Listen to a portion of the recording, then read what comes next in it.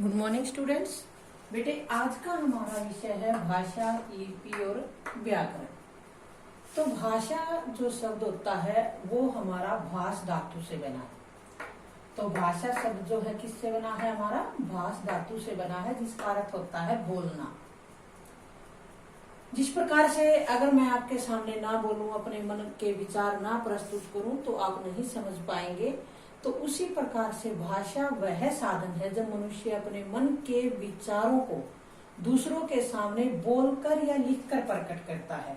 तो आपसे अगर परिभाषा पूछी जाती है तो क्या लिखोगे? भाषा वह साधन है जिसके माध्यम से मनुष्य बोलकर, लिखकर या संकेत कर परस्पर अपना विचार सरलता, स्पष्टता तथा पूर्णता के साथ प्रकट करता है, उसे हम भाषा कहते हैं।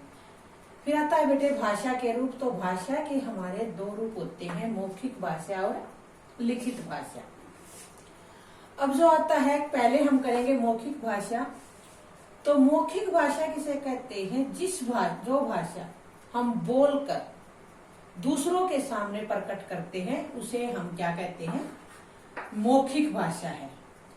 उसके बाद जो भाषा है हमारी, भाषा का मूल जो रूप होता है बेटे, वो हमारा क्या होता है? मौखिक होता है। यहाँ पर आपसे क्वेश्चन पूछा जाता है तो भाषा का मूल रूप क्या है? मौखिक भाषा। और भाषा का जो है, क्योंकि मूल क्या होता है? जड़। तो पहले जो बच्चा पैदा होता है तो वो सबसे पहले क्या करता है? बोलना सीखता है।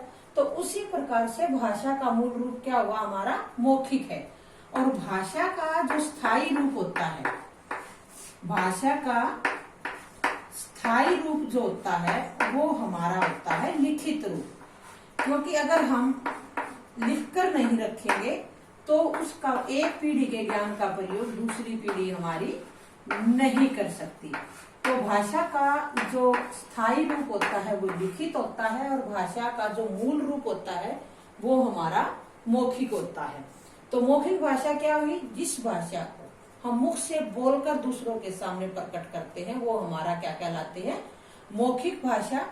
और जिस भाषा को हम लिखकर दूसरों के सामने प्रकट करते हैं वो हमारी क्या कहलाती है? लिखित भाषा। फिर आता है बेटे हमारी मातृभाषा। अब मातृभाषा क्या होती है? मातृभाषा वह भाषा होती है जिसे बच्चा सर्वप्रथम अपने परिवार से सीखता है, उसे हम क्या कहते हैं? मातृभाषा कहते हैं। जिस प्रकार से अगर बच्चे का जन्म किसी ऐसे परिवार में होता है कि उसके फैमिली के जो सदस्य हैं वो सारे के सारे हरियाणवी बोलते हैं, तो वो बच्चा शुरू से ही क्या होगा? हरियाणवी सीखेगा। अगर उसके परिवार के सभी सदस्य हिंदी का प्रयोग करते हैं तो वो हिंदी सीखेगा, और अगर अंग्रेजी का प्रयोग करते हैं तो उसके परिवार वो बच्चा शुरू से ही हमारा क्या करेगा? अंग्रेजी को सीख जाएगा। तो भाषा जो मातृभाषा वह भाषा होती है जिसे सर्वप्रथम जो है बच्चा अपने परिवार से सीखता है, वो हमारी क्या कहलाती है? मातृभाषा। फिर आती है बेटे राष्ट्रभाषा। राष्ट्रभाषा हमारी वो होती है जिस भाषा को राष्ट्र के अधिक से अधिक लोगों के द्वारा प्रयोग किया जाता है।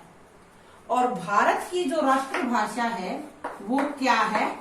हमारी हिंदी है। जिस भाषा को राष्ट्र के अधिक से अधिक लोग प्रयोग करते हैं वो हमारी क्या कहलाती है? राष्ट्रभाषा। और हिंदी की जो है भारत की राष्ट्रभाषा क्या है? हमारी हिंदी। फिर आता है नेक्स्ट हमारी राजभाषा। तो राजभाषा हमारी वह भाषा होती है जिस भाषा में देश का सरकारी कामकाज किया जाता है।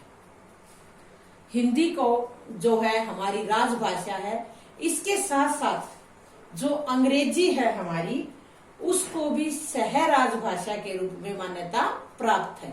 तो यहाँ पर हमारी जो राजभाषा कौन सी है? हिंदी और अंग्रेजी दोनों ही हमारी क्या है? राजभाषा है। और राष्ट्रभाषा जो है वो हमारी क्या है? हिंदी है। अब क्योंकि कुछ हमारे जो सरकारी कामकाज होते हैं वो अंग्रेजी में किए जाते हैं, तो अंग्रेजी जो है हमारी सह राष्ट्रभाषा के रूप में आज भी उसको मान्यता प्राप्त है। उसके बाद जो भाषा है हमारी, उसके अंदर जो है फिर आ जाता है हमारा कि भाषा को, हिंदी भाषा को 14 सितंबर, हिंदी भाषा को 14 सितंबर 1949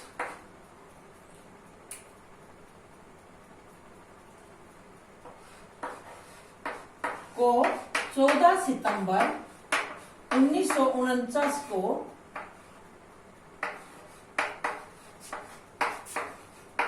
अनुच्छेद 3 जो है 1949 को राजभाषा का जो दर्जा है वो प्राप्त हुआ था। उसी के बाद जो है तभी से 14 सितंबर को जो है क्या मनाया जाता है, हिंदी दिवस। तो हिंदी दिवस से तभी से 14 सितंबर 1949 को राजभाषा घोषित किया गया। 1949 को तभी से जो है हिंदी दिवस हमारा मनाया जाता है 14 सितंबर को। भारत के संविधान के अंदर 22 भाषाओं को मान्यता प्राप्त है। तो भारत में कितनी 22 जो भाषाएं हैं उनको मान्यता दी गई है, जिनमें हिंदी, मैथिली, संथाली, बोडो, मलयालम, तेलुगु, तमिल, कन्नड़ जो है ये 22 भाषाएं हैं, वो उनको मान्यता प्राप्त दी गई है। अब भाषा जो है हिंदी, जो हमारी भाषा है, हिंदी की लिपि जो है वो क्या है, देवनागरी। हिंदी की लिपि का नाम है देवनागरी। संस्कृत, बांग्ला, इनकी भी लिपि हमारी क्या है, देवनागरी है। और जो देवनागरी है, इस लिपि का विकास जो है वो ब्राह्मी लिपि से हुआ। देवनागरी लिपि का जो विकास है वो किससे हुआ, हमारा ब्राह्मी लिपि से। अब जो इसके अतिरिक्त जो है और भी बहुत सी भाषाओं का विकास जो है वो ब्राह्मी लिपि से हुआ। अब देवनागरी का सर्वप्रथम प्रयोग, सबसे पहला प्रयोग गुजरात के जो राजा हैं जयभट्ट, गुजरात के राजा जो जयभट्ट थे, उनके एक शिलालेख से प्राप्त होता है। शिला यानी पत्थर, लेख माने लिखा हुआ, पत्थर पर लिखा हुआ एक लेख जो है, उससे जो है वहां पर इसका देवनागरी लिपि का सर्वप्रथम प्रयोग हमें मिलता है। अब जो देवनागरी लिपि है बेटे, इसकी विशेषताएं पूछ ली जाए तो देवनागरी जो लिपि है हमारी, वो एक वैज्ञानिक लिपि है। इसके अंदर हम जैसा उच्चारण करते हैं वैसा ही इसका हम लिखने में प्रयोग करते हैं। जिस प्रकार से हम इंग्लिश के अंदर लिखते हैं नाइफ, KNIFE, मगर इसको बोलते क्या है, नाइफ। इसमें के हमारा क्या हो जाता है, साइलेंट हो जाता है। मगर हिंदी के अंदर जैसा हम उच्चारण करते हैं उसका वैसा ही हम लेखन में प्रयोग करते हैं। इसके साथ जो है प्रत्येक वर्ग में, वर्ग कौन से होते हैं हमारे, कवर्ग, चवर्ग, टवर्ग, तवर्ग और पवर्ग, ये 5 जो है हमारे वर्ग होते हैं। तो प्रत्येक वर्ग का जो अंतिम वर्ण होता है वो जो है वो नासिकीय होता है, नाक से जो है उसका उच्चारण होता है। प्रत्येक वर्ग का अंतिम वर्ण नासिकीय होता है, यानी नाक से उसका जो है प्रयोग किया जाता है। साथ में जो है प्रत्येक वर्ग में अघोष और सघोष का जो है प्रयोग हमारा एक अच्छी प्रकार से वहां पर मिलता है। और प्रत्येक जो वर्ण है उसको लिखने के लिए एक चिन्ह का प्रयोग किया जाता है। इसके बाद जाता है हमारा लिपि। अब ध्वनियों को अंकित करने के लिए, ध्वनियों को अंकित करने के लिए जिन चिन्हों का प्रयोग किया जाता है उसे हम क्या कहते हैं, लिपि कहते हैं। तो लिपि की परिभाषा क्या हो जाएगी, ध्वनियों को अंकित करने के लिए जिन चिन्हों का प्रयोग किया जाता है उसे हम क्या कहते हैं, लिपि कहते हैं। और हिंदी की लिपि मैंने आपको बताई दी है कि देवनागरी है। उसी प्रकार से पंजाबी की जो लिपि है वो क्या हो जाती है हमारी, गुरुमुखी। अंग्रेजी की रोमन, फारसी की भी जो है, उर्दू की फारसी। इस प्रकार से ये हमारी जो है प्रत्येक भाषा की अपनी जो है लिपि होती है।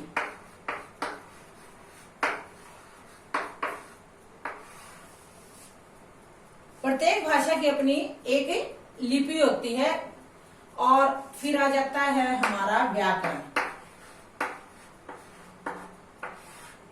व्याकरण किसे कहते हैं? व्याकरण हमारा वह शास्त्र है जिस व्याकरण वह शास्त्र है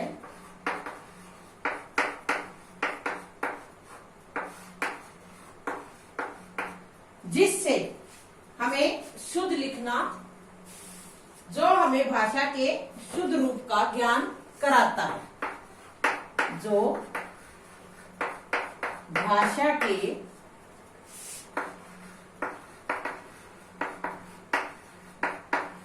शुद्ध रूप का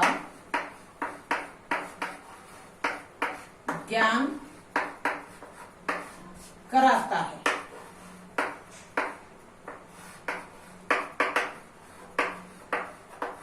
अब अगर हम व्याकरण में हमारे बेटे नियम होते हैं कि अगर हम पहले क्या होता है, कर्ता, फिर कर्म, लास्ट में क्या होती है हमारी क्रिया होती है। अगर हम कहें कि बच्चे को काटकर सेब खिलाओ,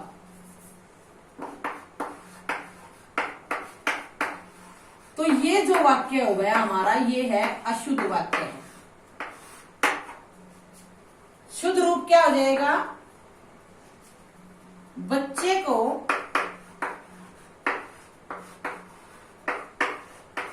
सेब काट कर खिलाओ।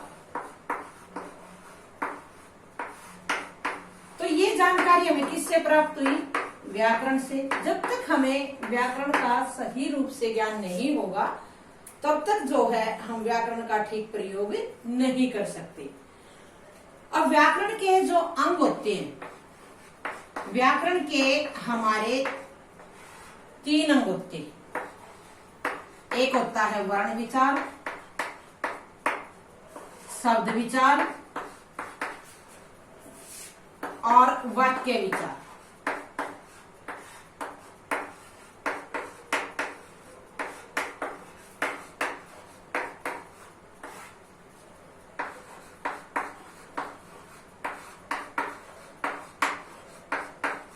ये हमारे क्या है, व्याकरण के अंग हैं। अब शब्द के भी आगे फिर 2 हो जाते हैं, एक शब्द विचार हो गया और दूसरा पद हो जाता है। शब्द को जब वाक्य के अंदर प्रयोग कर दिया जाता है तो वो शब्द न रहकर हमारा क्या बन जाता है, पद बन जाता है। क्यों? क्योंकि वहां पर वो व्याकरण के नियमों के अनुसार बन जाता है।